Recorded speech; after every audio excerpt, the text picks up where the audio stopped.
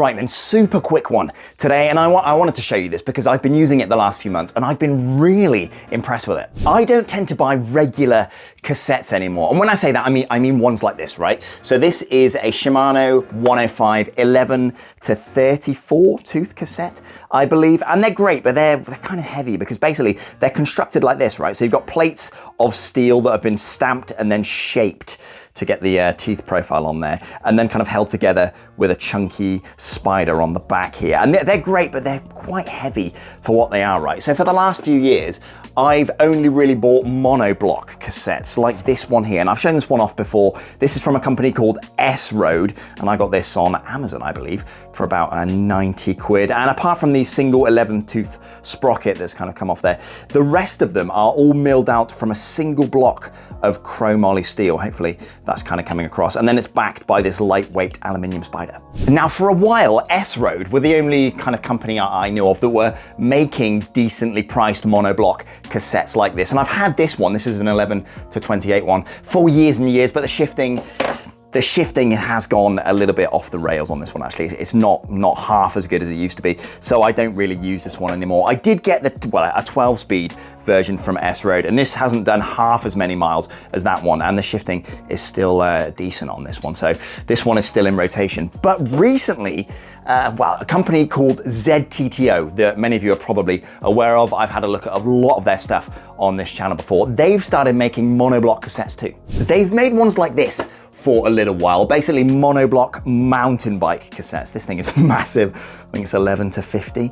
Yeah, and you can see made by ZTTO there. And same principle, right? So all milled out from a single block of steel. These things are great, really great value, nice and lightweight, and good shifting performance as well. I'm running an 11 to 46 tooth version of this cassette on my gravel bike up there. Yeah, really rate those. But much more recently, they've started making monoblock cassettes like these for road as well. So I picked up this thing from AliExpress a couple months back. I think it cost me 66 quid delivered to my house. And yeah, it has really, really impressed me. So what are we looking at in terms of the weight for this thing? So I'll stick that on the scales. 199 grams. And let me try and put into perspective the value offered by this, right? So this is top of the line from SRAM, their SRAM red cassette, their XG1190, right? So for 11 to 28, same as this cassette here, it's 161 grams. So about 35, 40 grams lighter, but it is 352 quid, which is absolutely ridiculous for a cassette, right? And if we look at Shimano, top of the line from Shimano, their Dura-Ace cassette here, so CS R9100, and the weights are listed right here. So you can see for 11 to 28, we're looking at 193 grams there. So only, well, it's like a handful of grams less than this one, but the cost, again, is absolutely crazy. So Sigma Sports, well-respected retailer, for that cassette, it is 240 quid. So hopefully that puts into perspective the value offered by this thing at 66 quid. Yeah, it's crazy. And the shifting performance is really, really stellar as well. So I'll pull up a clip here to sort of demonstrate, but I've been using it for the last few months with a regular 11-speed mechanical group set, and I'm running a Shimano 105 R7000 rear derailleur, so very, very standard setup. And the shifting has been absolutely flawless all the way up and down the range. Yeah, really, really impressive.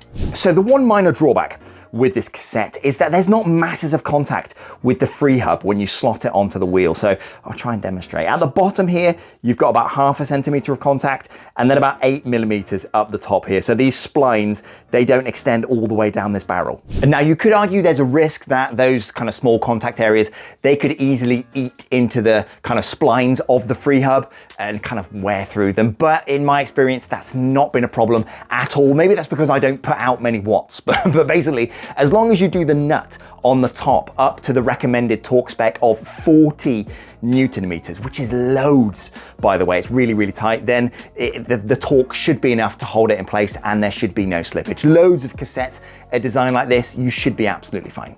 So yeah, it's worth repeating. If you do always struggle with bite marks like this in your free hub and you kind of struggle to pull the cassette off, the most likely culprit was that lock ring not being tight enough. Now, the one aspect of this cassette that I've not been able to kind of fully test is the long-term durability. Now, I've ridden it about 800 miles at this point, and it's obviously been completely fine, but I've no reason to suspect that durability won't be really good. The steel that all the teeth are milled out of. Seems really high quality. And in addition, these mountain bike cassettes from ZTTO that I showed earlier, I've used these for a couple years at this point, and the durability has been really good. So I suspect this one is going to follow the very same pattern.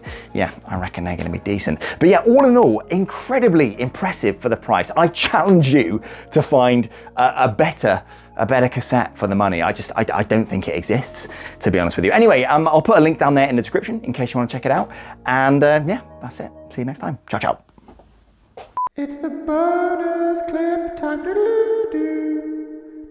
Now, one thing worth putting on the end here is that a lot of the lightweight cassettes that you'll come across on AliExpress and the like, they'll look a little bit like this. So I've got this one here and I've put bad skips on it because basically it's completely worn out. But the rear looks like this. It's quite an interesting pattern. And that's basically because the top, well, the largest set of 4 or 5 sprockets here, all of these are milled out from a single block of aluminium rather than steel to save weight. And this is from ZTTO as well. And I've done a video on these before and they're pretty good as long as you can get a good deal on them, because obviously the fact they're aluminium, they're not going to last half as long as a fully steel cassette like this one where all of the teeth are milled out from high quality steel, whereas only half of them are. You can see this kind of bottom set of teeth here. Those are the stacked steel plates, a bit like the standard Shimano cassette that I showed you earlier. So yeah, these are about 35, 40 quid, something like that, whereas these are, well, 65, 70 quid. I'd still recommend these if you can afford it, but if you do want something cheap and you want to give something a go, try them out, but do be aware they're not the same thing. These won't last as long, but yeah, hopefully that helps you out.